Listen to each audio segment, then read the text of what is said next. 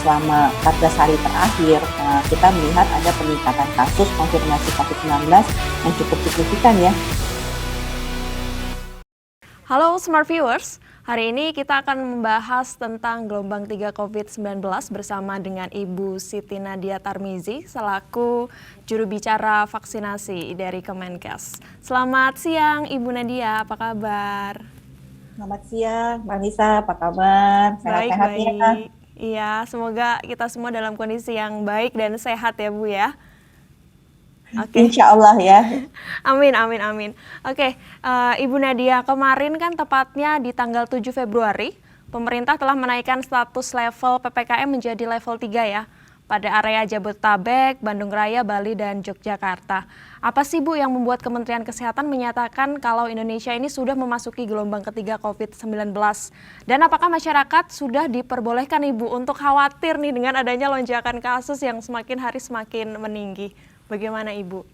Iya, jadi Mbak Nisa yang pertama ya bahwa nanti ada pernyataan resmi ya dari pejabat berwenang terkait kapan Indonesia sudah dipastikan memasuki gelombang ketiga karena masih ada beberapa tentunya parameter-parameter epidemiologi yang masih dikaji oleh para ahli epidemiologi. Kita tahu gelombang itu kan sebenarnya adalah kurva epidemi ya yang menunjukkan adanya peningkatan sebuah kondisi penyakit yang berbeda dari situasi sebelumnya. Tetapi kalau melihat pola-pola yang terjadi di dunia ya, saat ini kan memang banyak negara-negara itu terjadi peningkatan kasus yang bahkan mereka sudah mendeklar mereka sudah masuk pada gelombang keempat malahan ya karena terjadinya peningkatan kasus ini.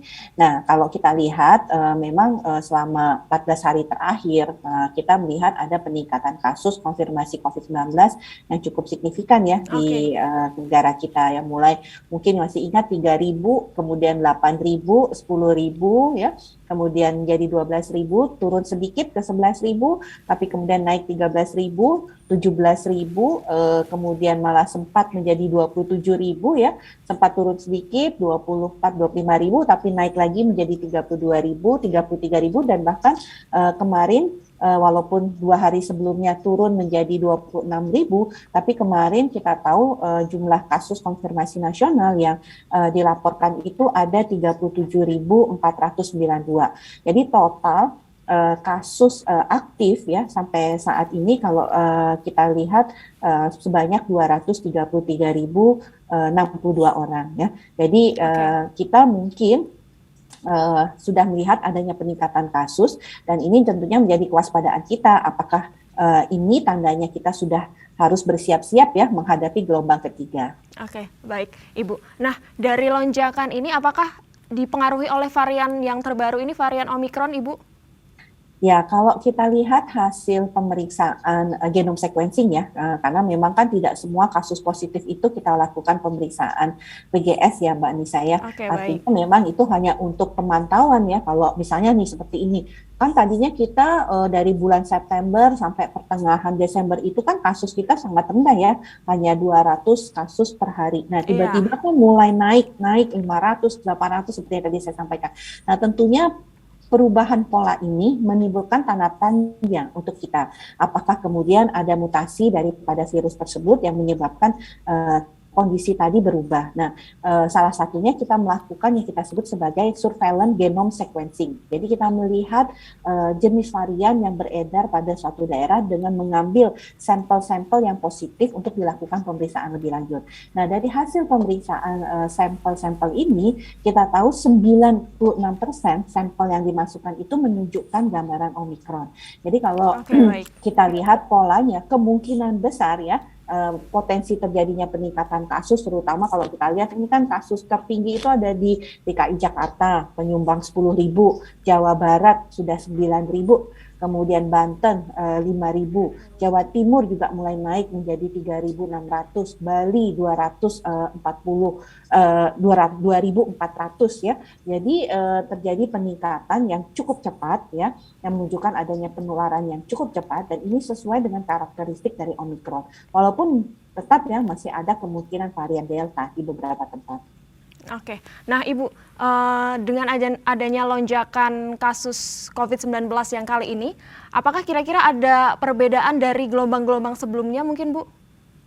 Ya, kalau kita lihat polanya ya, pertama kalau kita melihat kalau ini adalah varian Omikron ya, yang seperti terjadi di banyak negara, varian Omikron ini kalau kita lihat mutasi yang terjadi sebenarnya dia lebih fatal dibandingkan varian Delta. Kita Oke, tahu ya baik. varian Delta seperti apa pada waktu itu ya, Mbak saya. Iya.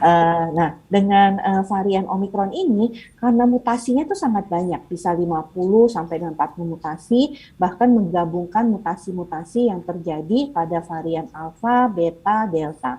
Jadi kalau kita lihat sebenarnya profil daripada varian Omikron itu sebenarnya jauh lebih fatal dibandingkan varian Delta. Tapi karena orang sebagian besar ini sudah mendapatkan vaksinasi, baik dosis pertama maupun dosis kedua ya, kalau kita lihat kan cakupan vaksinasi kita juga sudah cukup tinggi ya, dengan jumlah orang yang tentunya kalau kita lihat yang sudah mendapatkan dosis pertama itu ada 187 juta orang ya, atau 89%. Jadi kira-kira 10% lagi nih yang usia di atas 18 tahun yang belum mendapatkan vaksinasi. Dan ada 132 juta itu yang sudah mendapatkan dosis kedua ya, artinya sudah 64%. Artinya kalau kita bicara tinggal 35-36% lagi ya. Nah, dengan cakupan vaksinasi yang cukup luas dan cukup tinggi inilah, ini yang kemudian kita melihat orang-orang yang positif tertular itu cenderung tidak bergejala atau malah gejala. Kalau muncul gejalanya ringan ya. Dan ini profilnya sama ya yang terjadi di negara-negara lain seperti Amerika, Inggris yang sudah mengalami puncak daripada Omikron ini. Nah, artinya kalau melihat kondisi tersebut, proteksi dari vaksinasi ini betul-betul menunjukkan ya bahwa dia mencegah terjadinya tingkat keparahan maupun kematian. Tapi walaupun demikian kita melihat ya bahwa jumlah yang kecil untuk yang sakit berat atau kritis tetap harus waspada. Kenapa? Karena kan jumlah kasus penambahan positif akibat Omikron itu luar biasa ya peningkatannya. Kemarin saja 37.000, makanya kemudian kasus aktif dalam 14 hari itu bisa sampai dengan 300.000 orang. Nah, artinya kalau kita lihat proporsinya, persentasenya mungkin kecil, tapi kalau kita hitung absolut, karena absolutnya Omikron jauh 3 kali sampai dengan 4 kali lipat lebih tinggi, sangat memungkinkan jumlah orang yang akan membutuhkan perawatan itu juga akan kurang lebih sama ya, atau bisa lebih sedikit tinggi daripada pada waktu situasi varian Delta. Jadi kita tetap harus waspada. Oke, baik Ibu. Nah, Ibu ini berbicara tentang varian Omikron B.1.1529 ya. Ini kan juga terdapat varian lainnya ini Bu, yang B.2 atau biasa disebut Omikron siluman. Nah, varian ini apa memiliki dampak khusus Bu terkait dengan vaksinasi booster ya? Karena kan kita tahu Omikron siluman ini kan sulit untuk terdeteksi seperti itu Ibu. Ya, jadi sebenarnya kita tahu ya, dia tetap sama ya, B11529 kalau kita bicara jenis variannya ya. Artinya tetap kita sampaikan itu adalah varian Omikron ya, B11529. Tapi memang dia punya mutasi sedikit-sedikit yang berbeda. Makanya kemudian dia diberi nama B11529.1 ataupun BA.2 dan BA3. Sebenarnya sudah ada 3 varian di dalam varian Omikron tadi. Nah, yang membedakan BA.2 ini adalah karena kemudian dia tidak mutasi yang terjadi yang biasanya pada Omikron itu adalah mutasi di gen S-nya, sehingga pada waktu pemeriksaan dengan suatu reagen khusus yang menggunakan kita sebut sebagai reagen SGTF atau S-gene target failure, itu bisa kita deteksi dan kita sudah bisa kemudian sedikit yakin bahwa yang kita periksa ini adalah kemungkinan besar varian Omikron ya. Karena untuk menentukan varian itu bukan melalui pemeriksaan PCR ataupun rapid antigen, Mbak Nisa, harus dilakukan pemeriksaan yang kita sebut tadi adalah whole genome sequencing, dan itu membutuhkan waktu 3-5 hari. Jadi memang tidak digunakan untuk diagnosis langsung ya. Jadi kalau kita sakit, saya mau tahu nih varian saya Omikron atau enggak gitu ya, karena memang tidak digunakan untuk pemeriksaan tersebut. Nah, jadi untuk mendeteksi secara awal kita menggunakan reagen SGTF tadi untuk pendekatan apakah ini Omikron atau tidak. Nah, BA.2 itu membuat kita tidak bisa membaca karena dia S-gen target filernya itu tidak terjadi pada varian ini, tapi dia adalah varian Omikron. Nah, itu yang kemudian bisa memberikan hasil negatif palsu. Tapi tidak perlu khawatir ya, kita tidak bisa membaca dia varian Omikron, tapi kita masih bisa mendeteksi bahwa dia positif COVID atau tidak ya, karena reagen dan rapid antigen yang saat ini itu memang hanya bisa membaca COVID atau tidak. Nah, nanti kalau yang SGTF itu baru bisa mengetahui dia Omikron atau tidak, kemungkinan Omikron atau tidak. Jadi pertama masyarakat tidak perlu khawatir ya, artinya kalau kita memang positif COVID, itu kita betul-betul positif. Nah, memang tidak bisa secara langsung mengetahui apakah kita Omikron atau tidak. Tapi nggak usah khawatir, kan apapun juga jenis variannya, Mbak Nisa, kita pengobatannya sama, isolasi mandiri, ya kalau ringan juga isolasi mandiri, tapi bisa minum obat-obatan antivirus. Tapi kalau yang sedang, berat, kritis, harus dirawat di rumah sakit. Oke, baik Ibu. Jadi tidak perlu khawatir ya dengan adanya Omikron siluman ini, yang memiliki ketakutan tersendiri terhadap vaksin nanti bagaimana, karena semuanya tadi sudah seperti yang Ibu sampaikan. Oke. Nah, Ibu Nadia, ini apa saja sih sebenarnya antisipasi dari pemerintah untuk lonjakan kali ini? Adakah evaluasi mungkin dari penanggulangan dari gelombang sebelumnya? Ya, jadi kemungkinan ya lonjakan kasus ini ya jelas ya karena kita menghadapi adanya varian baru ini ya, yang menjadi tentunya kalau kita lihat penyebab daripada tingginya kasus ini ya. Apa yang tentunya menjadi evaluasi kita ya pasti kita lebih siap ya Mbak Nisa ya, bagaimana kemudian rumah sakit kita tambahkan kebutuhan oksigennya, kemudian obat-obatan dari lebih jauh lagi sudah kita lakukan penambahan ya, bahkan sebelum masuk Omikron pada waktu ada potensi kemungkinan adanya gelombang ketiga pasca Nataru juga kita sudah siapkan, kemudian ventilator sudah kita tambahkan ya. Juga tadi layanan telemedicine untuk mendukung masyarakat menjalani isolasi mandiri juga kita siapkan. Jadi belajar dengan apa yang pernah terjadi di gelombang kedua ya saat kita menghadapi Delta, dari sisi layanan kesehatan kita sudah menyiapkan ya, mengantisipasi kemungkinan tersebut sambil terus tadi mengedukasi untuk tetap protokol kesehatan. Dan sekarang kan kita punya Peduli Lindungi ya, di mana Peduli Lindungi itu kalau digunakan kita bisa mencegah orang-orang yang positif tapi dia tidak bergejala, atau orang yang sakit ringan tapi dia positif COVID, ataupun juga orang-orang yang kontak erat itu tidak berada di tempat-tempat publik sehingga dia tidak membahayakan orang lain saat melakukan aktivitas di tempat publik. Oke, baik. Nah, Ibu, ini melihat lonjakan kali ini itu kan terjadi karena adanya mutasi dari gen COVID-19. Ini kira-kira Bu, ke depannya akankah ada lonjakan-lonjakan atau gelombang baru karena COVID-19 yang terus bermutasi? Ya, jadi mutasi ini kan suatu alamiah ya daripada virus ya, karena dia harus bertahan, dia harus bisa beradaptasi ya, untuk kemudian untuk dia berkembang ya. Kita tahu makin banyak infeksi yang terjadi atau orang yang positif, orang yang sakit itu makin banyak, maka mutasi juga makin bisa cepat terjadi, makin bertambah juga mutasinya karena virus tadi berusaha beradaptasi dengan lingkungan. Nah, ke depan pasti akan ada mutasi-mutasi virus. Tetapi apakah mutasi virus itu termasuk yang dikategorikan oleh WHO sebagai varian of concern ya, artinya varian yang harus mendapatkan perhatian karena memiliki dampak ya, tentunya ini kita lihat perkembangannya. Tetapi mutasi pasti terjadi. Sekarang ini sudah banyak sekali mutasi daripada COVID-19, tetapi kan hanya beberapa saja yang menjadi varian of concern karena kemudian memberikan dampak luar biasa terhadap kesehatan di dalam masyarakat.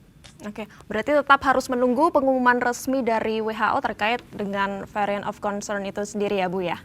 Betul, betul. Jadi kita tunggu yang mana saja yang varian harus kita waspadai, kita pelajari bagaimana pola penyebaran daripada varian tersebut, sehingga kita bisa mengantisipasi dan mencegah penurunannya ya, seperti itu. Oke, baik. Pertanyaan terakhir Bu dari kami, ini apa yang bisa kami lakukan khususnya masyarakat untuk membantu mengurangi lonjakan kasus 19 ini? Karena mengingat juga ke depan akan ada perayaan Tahun Baru umat Muslim ya Bu, Idul Fitri. Ini kan dikhawatirkan pasti ada lonjakan kasus. Bagaimana pendapat Ibu mengenai hal ini? Ya, tentunya kalau kita lihat ya sekarang sudah mulai terjadi peningkatan kasus ya. Nah, tentunya bukan kita memprediksi ya puncak kasus yang saat ini terjadi peningkatan itu akan mencapai puncaknya itu pada akhir Februari sampai dengan awal Maret 2022 ini.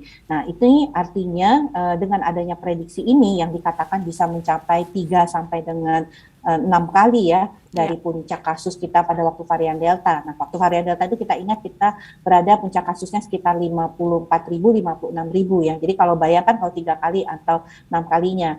Tapi artinya kita masih bisa nih untuk mengerem laju penularan, resiko penularan di dalam masyarakat sehingga prediksi yang tadinya bisa meningkat 3 kali atau 6 kali itu bisa kita turunkan, tidak sampai dengan angka seperti itu. Nah, tentunya ini bisa kita lakukan dengan kerjasama bersama masyarakat. Betul tadi seperti Mbak Nini sampaikan, artinya masyarakat tetap harus menjalankan protokol kesehatan.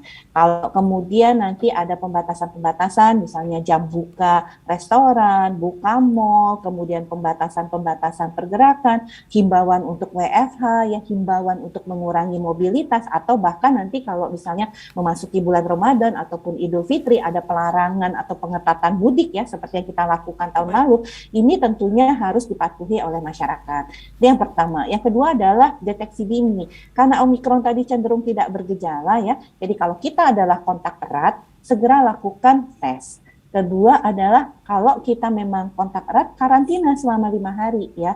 Nah, kalau kita positif, lakukan isolasi mandiri. Nah, jangan malah jalan-jalan gitu ya kan, karena nggak ada gejala, wah saya jalan-jalan. Itu tentunya akan menambah cepatnya penularan yang terjadi. Yang kedua, kita minta pemerintah daerah melakukan tracing dan testing yang kuat ya.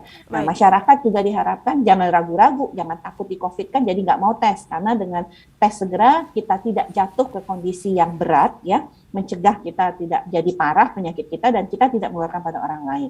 Terakhir vaksinasi, yang belum dapat vaksinasi 1 segera vaksinasi 1, yang belum lengkap segera dapat vaksinasi 2, bahkan yang sudah dapat tiket silakan vaksinasi booster. Jadi ini upaya-upaya yang bisa kita lakukan ya untuk tadi prediksi di akhir Februari ataupun Maret betul-betul bisa kita kendalikan dengan baik.